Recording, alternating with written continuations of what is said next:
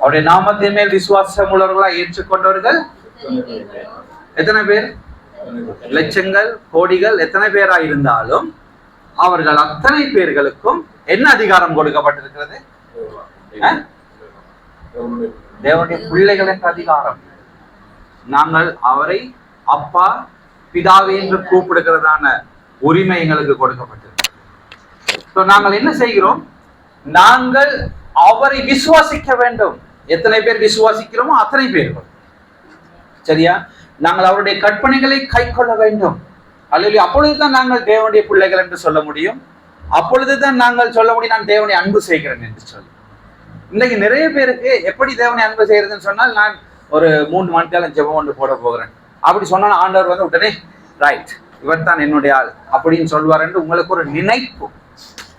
உங்களுடைய கிரிகைகளினால் அல்ல, தேவனுடைய கிருபையினால் நீங்கள் ரட்சிக்கப்பட்டிருக்கிறீர்கள். நீங்கள் செய்வதனால் தேவன் மனம் திரும்ப போறது கிடையாது. அவர் மனம் திரும்புகிறதுக்கு மனுஷனும் அல்ல, மனுபுத்திரனும் கிடையாது. இல்லை, நாங்கள் தான் மனம் திரும்ப வேண்டும். நாங்கள் என்னத்தை செய்ய பார்க்கிறோம்? தேவனை எப்படி பிரியப்படுத்தலாம் என்று நாங்கள் சில கிரியைகளை செய்ய பார்க்கின்றோம். அப்படி அல்ல, வேதம் உங்களுக்கு சொல்லுகிறது எப்படி நீங்கள் தேவனை பிரியப்படுத்தலாம், எப்படி நீங்கள் தேவனை அன்பு செய்யலாம், எப்படி நீங்கள் தேவனுடைய பிள்ளைகளாக இருக்கலாம். இவைகளை குறித்து இங்கே தெளிவாக இந்த வேதத்திலே வார்த்தைகள் கொடுக்கப்பட்டிருக்கிறது. ஏன் நாங்கள் அந்த வார்த்தைகளை மீறி நடக்கிறோம்? ஏன் நாங்கள் மீறி நடக்கிறோம்? இவைகளை நாங்கள் சரியாய் கை கொள்ளும் பொழுது எங்களுடைய வாழ்க்கையில தேவன் எங்களுக்காக வைத்திருக்கிறதான அந்த ஆசீர்வாதங்களையும் அதனோட கூட நாங்கள் என்ன செய்கிறோம்? சொந்தரித்துக் கொள்கிறோம். நிறைய நேரத்தில் நாங்கள் மிஸ் பண்ணி இருக்கிறோம். என்ன செய்கிறோம்? எங்களுக்காக ஆண்டவர் ஒரு காரியத்தை ஆயத்தம் பண்ணி வைத்திருக்கிறார். நாங்கள் எங்களுடைய சுயத்திலே நடக்கிறபடினாலே அவருடைய காரியங்களை நாங்கள் எங்களுடைய வாழ்க்கையில பெற்றுக்கொள்ள முடியாமல் போகிறது. எத்தனை பேர் இந்த காலை நேரத்தில் நீங்க தெளிவடைகிறீர்கள்? ஹல்லேலூயா. உங்களுக்குள்ளே தேவன் பேசிக் கொண்டிருக்கிறார். ஆமென்.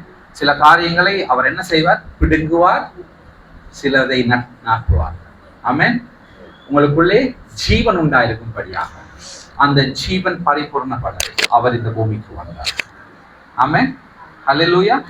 இந்த காலை நேரத்தில் நீங்கள் பிசாசை உங்கள் வாழ்க்கையிலிருந்து முற்று முழுவதுமாய் அகற்றும்படி தேவனுடைய வார்த்தை பரிசுத்த ஆவியானவர் கூட உங்கள் வாழ்க்கையில் வரும். பிசாசை இப்பொழுது நல்ல இடம் பிடிச்சிருக்கு, வேற எங்கேயுமே இல்லை, விசுவாசிகள் மட்டும். பிசாசை நீங்க நினைக்கலாம் உலகத்தில் இருக்க மனுஷன்ட்ட தான் இருக்கிறாங்க, கிடையவே கிடையாது. ஆக கூடுதலாக விசுவாசிகளோட தான் இருக்கிறான். அவனுக்கு நீங்கள் தான் தேவை, அவனுடைய டார்கெட் நீங்கள் தான். அதனால அவன் நல்லாவே இடம் பிடிச்சிருக்கிறான். எப்படியெல்லாம் இடம் பிடிச்சிருக்கிறான்? நாங்கள் பேசுகிற வார்த்தைகள், நாங்கள் செய்கிற கிரிகைகள், நாங்கள் தேவனுடைய வார்த்தைகளை இப்படி நடக்காமல் சுயமான காரியங்களை செய்யும் பொழுது பிசாசுக்கு தெரியும் இவன் செய்வது தவறு. உடனே அவனுக்கு அதுல ரைட்ஸ் உண்டாகுது. அந்த பிள்ளைக்கு பின்னாக யார் இருக்கிற? பிசாசு வந்துடுவான். அங்கே பரிசுத்த ஆவியானவர் வர போறது கிடையாது. நீ 12 மணித்தியாலம் உபவாசித்து ஜெபம் பண்ணாலும் அங்கே பரிசுத்த ஆவியானவர் வரப்போறது கிடையாது. நீங்கள் சத்தியத்தின்படி தேவனை அணுகாமல், நீங்க சத்தியத்தையும் அறியும் பொழுது அந்த சத்தியத்தை அறிகிற அந்த அறிவு தான் உங்களை விடுதலை ஆக்கும்.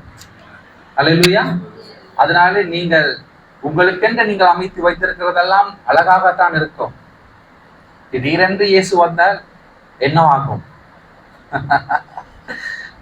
நான் உடைய நாமத்தில் எத்தனை பிசாசுகளை திறத்தினேன், சபை நிறைய பெரிய வலிந்தோடுகிற சபையை நடத்தி இருக்கிறேன், தீர்க்கதரிசனங்கள் உரைத்திருக்கிறேன், சுகமளித்திருக்கிறேன், அற்புதங்களை செய்திருக்கிறேன்.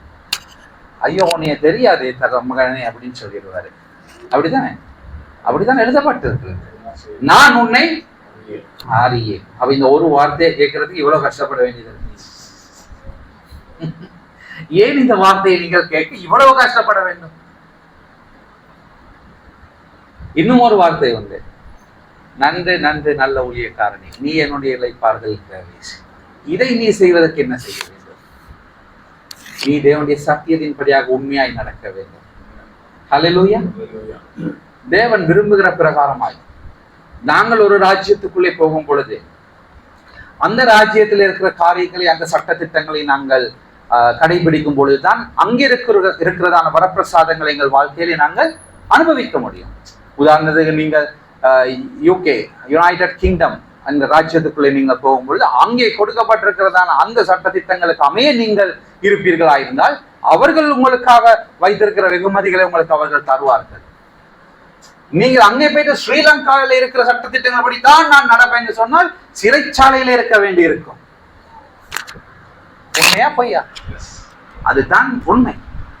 அதே பிரகாரமாய்தான் இங்கே தேவனுடைய ராஜ்யத்துக்கென்றே ஒரு சட்ட புத்தகம் கொடுக்கப்பட்டிருக்கிறது, The Holy Bible.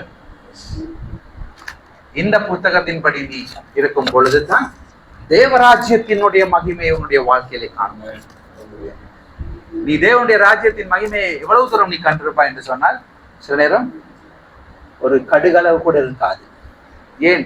நீ இன்னும் அனுபவிக்கவே இல்லை.